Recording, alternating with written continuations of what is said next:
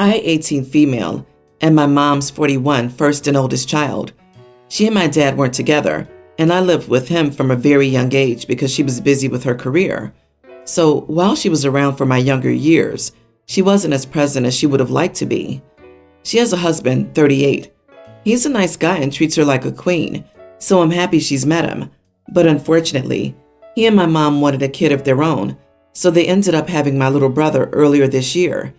I love my brother and like spending time with him, but I'm aware that our age gap will make a normal sibling relationship a bit unachievable. I was a dual-enrolled college and high school student, so I got my associates at the same time I got my high school diploma. The college I transferred to has a study abroad program for which I got a full-ride scholarship. I'm set to go next year, and I'm seriously so excited.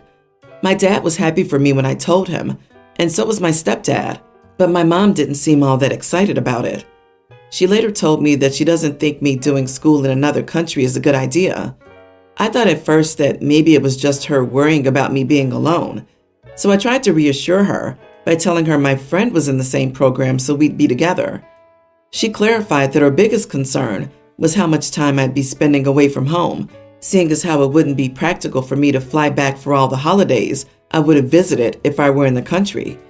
In addition, she said my going away during my little brother's earliest years would make it difficult for the two of us to know each other the way we would if I were around. I told her that it's not like I'd never come back or anything, and by the time I'm home again, he probably won't even be in school yet, so I'd still be around for his early years. But she insisted that it wouldn't be the same, and that I should want to stay here anyway because a good sister wouldn't want to leave her little brother. I got upset and I told her that I never asked to be a sister, especially not this far into my life, and that it wasn't fair of her to want me to put my future on pause because she decided she needed to start over again with motherhood. That really upset her, and I didn't feel like arguing anymore, so I just went over to my dad's house, and I've been here ever since.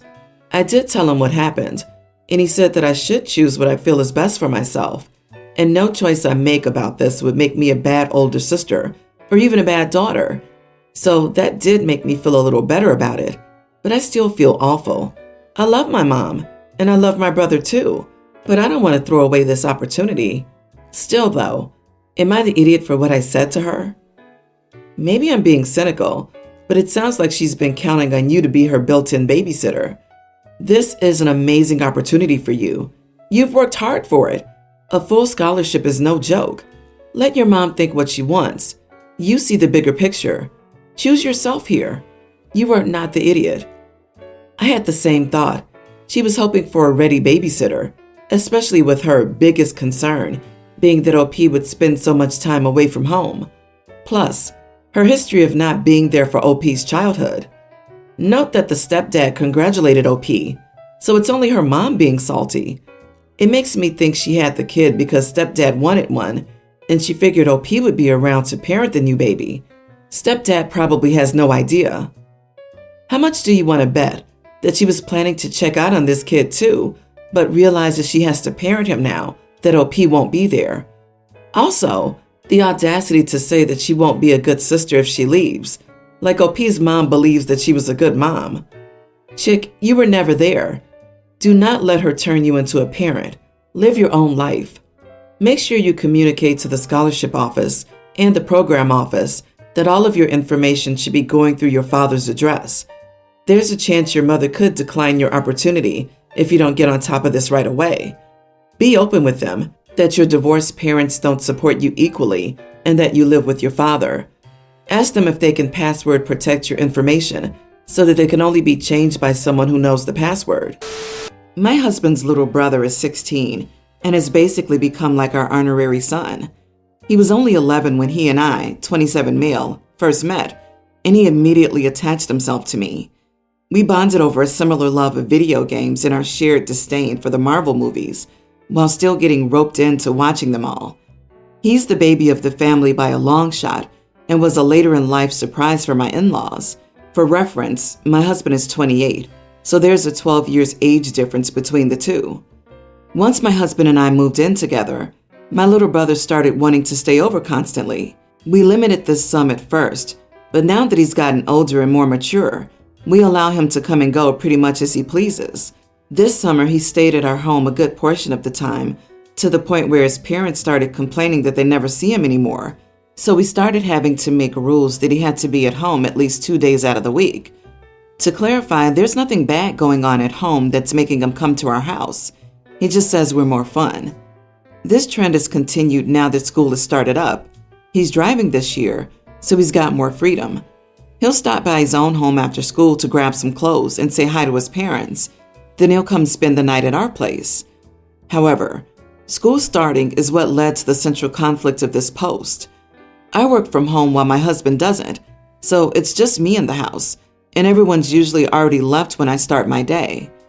Friday, I noticed my little brother's car still in the driveway when I woke up, so I assumed he either slept through his alarm clock or he's sick. I go into his room to ask him what's up, and he said he just doesn't feel like going that day. I replied something along the lines of, "Fair enough, dude. You want to grab a bite and do some window shopping during lunchtime?" And moved on. We all need days off. Well, mother-in-law got a call from the school about his absence and called my husband, who then directs her to call me since he doesn't know what's going on. I told her he needed a mental health day, and she kind of went off on her rant about how all of this needs to be ran by her and that I had no right to sign off on something like this because I agreed to write him a note so that his absence would be excused. She and I haven't spoken since, but little brother keeps begging my husband and I to let him come over, but his mom is saying no. I don't want this to damage the mother-in-law, son-in-law relationship I have with my husband's mother, but I just don't think I can apologize over this when she's holding her kid hostage from visiting us. Am I the idiot? You are the idiot. He's not your child, and I think you writing a note definitely goes against not only parental boundary rules, but school rules as well. You are not a guardian, and the reason he prefers coming over to your house is because you don't parent him, because you're not his parent, and he's not your honorary son. I think you're hurting this kid, not holding him responsible and letting him do what he wants.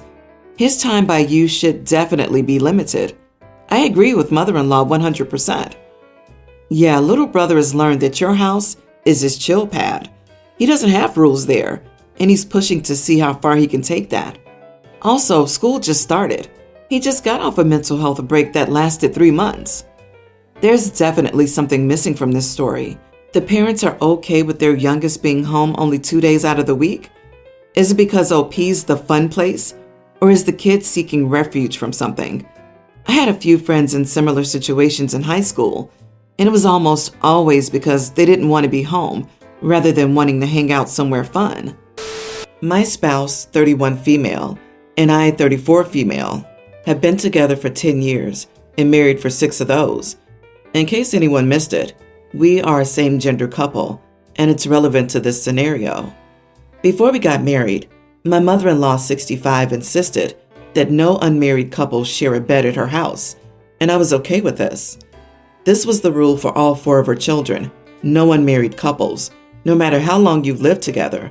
Of course, for various reasons, we all suspected that the real reason for the rule was that she didn't want any gay people sharing a bed in her house. But whatever, it's not my house, and that's a common enough house rule anyway. Then we got married. The first time we planned to visit after getting married, we were informed that the rule had changed now. No couple except for her and her husband can share a bed in her house, married or not. This was absolute proof of the real reason for the rule. But again, it's not my house, not my mother, and not my battle. So I booked us a hotel instead. And that's what we've done every time we visit. I'm happy enough to respect that it's her house rule, but it's not a condition under which I'm willing to stay with her or anyone else. The knock-on effect is that we don't spend much time with our in-laws when visiting. This hurts mother-in-law's feelings. She thinks that we're, I am, even though my spouse and I are 100% on the same page, being unreasonable by being unwilling to spend X nights in separate bedrooms to spend time with family. I think she's disrespecting our marriage by expecting this. I know it hurts her to miss out on time with her daughter over this, and I don't think she's a horrible person or anything. So I feel a little bad about it. And as much as I think it's pretty apparent now that it's a homophobic thing, she's still equally applying the rule to all of her children. but I don't feel bad enough that it's something I'm willing to compromise on. On the other hand, I wonder a tiny bit if I'm being oversensitive. Not the idiot. She made a boundary, and you respect it by not staying at her house. You and your wife made a boundary of wanting to sleep in the same bed. You found a compromise that allows both boundaries to be respected, and mother-in-law's trying to force you and your wife to give up your boundary. Your mother-in-law has the choice to change this rule whenever she chooses. She created the rule. She changed it once. If she cares, she'll change it again. Otherwise, it's her choice. If she wants you to come out more, she can make it more sustainable. I suppose you could always offer to have her at your house and apply the same rule. No married couples share a bed but us. See how much she fumes. I, 22 male, have 3 other siblings, 18 male, teen male, and tween female. Our parents are no longer together because of my mom's 42 infidelity. She was seeing my best friend's dad, and when my father found out, he kicked her out. She ended up moving in with her affair partner and broke 2 marriages. This all happened 6 years ago, and my siblings saw my dad as the bad guy who kicked their mother out. My 2 youngest siblings decided to live with my mom, and my dad only had them on weekends. My 18-year-old brother stayed with us because he was closer to my dad, but he didn't know what caused our family to fall apart and seemed to resent my dad. I visited my mom as often as possible, and she seemed happy to have me, but I was the only one who knew what had happened. My dad never talked to my mother and never let my siblings know why they split, even if he had to be seen as the bad guy who kicked her out, and my mom never took any responsibility for what she did to our family. They get along with Jeff, mom's husband. I did, but I lost a lot of respect for him when he went after my mom. My dad will get married to Rose this fall, and he told my siblings that he wished to have them with him. They started being so mean to him and basically shaming him for getting married and accusing him of cheating because he started dating Rose a long time ago. Even my 18-year-old brother did. They hate Rose because she came into our lives like 6 months after my mom was kicked out. I asked them to stop. My dad isn't confrontational, so he told me to leave it like that. They started accusing Rose of being the reason my parents fell apart, but I told them that it was because of my mom's infidelity. Their faces turned red, and they asked me if I was joking, but I said no. They returned to my mom's house, and 2 days later they were back, asking to stay with my dad full time. Apparently they confronted her and her husband about what happened. I called my mom to see if everything was okay, but she didn't answer. I went to her house and she was distant. We didn't talk much about it. Her husband texted me later to call me the idiot for telling my siblings about my mom's affair, and they seem to hate her now. I know it's hard for my mom now because she loves us, but my dad shouldn't be seen as the evil person, and she is the great flawless parent. Plus, Rose shouldn't be seen as a homewrecker when my mom is. Am I the idiot for letting them know? Not the idiot. Your mom and her affair partner have been lying to your siblings for years. They deserve the consequences of 1, their affair, and 2, their subsequent lies over years, and 3, not defending your dad or Rose. If they had wanted to keep the status quo and keep their betrayal and dishonesty a secret, they should have made an effort to welcome Rose and try to discourage your siblings from vilifying Rose and your dad. Just for clarification, it was OP's best friend's dad. That's probably also how OP knew when the others didn't. Didn't your siblings find it odd that your mom was immediately dating or living with your best friend's father? I wonder what happened to Jeff's wife. Your father's been a real hero in protecting the kids from the truth about their mother, but not surprisingly, the kids have interpreted this as your dad's the bad guy.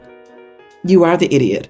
I'll never understand why people think it's okay for kids to be burdened with adult problems or for one kid to alienate his siblings from their mother. Regardless of how awful we think our mom is or how saintly we think dad is, it wasn't OP's decision to make. His dad has rightfully kept this information from his kids for 6 years. It was not OP's place to change that. The other day, my husband and mother-in-law needed to have an important talk. He asked me to go with him as he was anxious and didn't want to go alone. I reluctantly agreed, but the moment we got there, mother-in-law asked me to go outside. So I took my 2 children, toddler and young child, outside. Stepfather-in-law was out there with my husband's sisters, similar ages. I tried to stick to one side of the yard, as he and I have never gotten along. I was on the trampoline with both kids, but my older one wanted to go and swing, which was fine, but I could not leave the toddler on the trampoline alone. My son went over and asked stepfather-in-law to push him. He was pushing both of his daughters. Stepfather-in-law replied, "Sorry, but your mom's crazy, and I'm not getting yelled at for pushing you too high or whatever." My son just looked at him, confused, and my stepfather-in-law said, "Really sorry, but I'm just at a point in life where I don't deal with miserable, dramatic women, and your mom always has a problem." I was furious. I immediately went over and grabbed my son, and I was going to say something because you don't ever badmouth a child's parent like that. I don't care how you feel in private, but that borders on being abusive to me.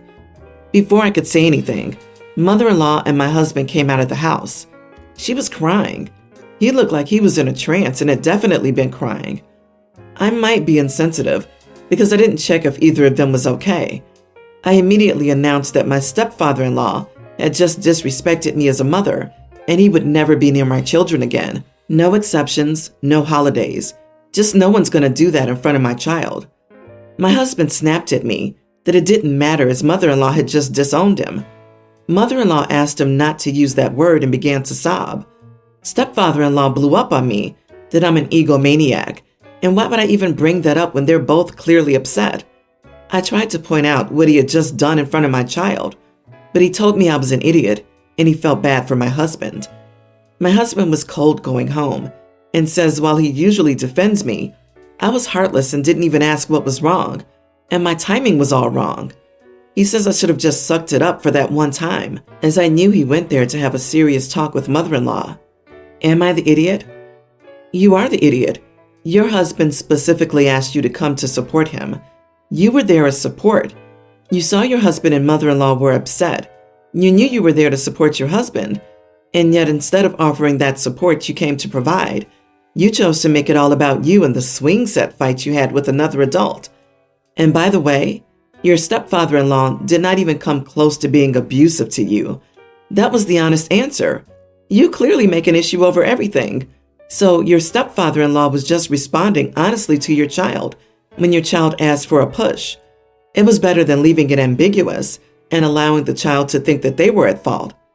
It sounds like stepfather-in-law is right about you.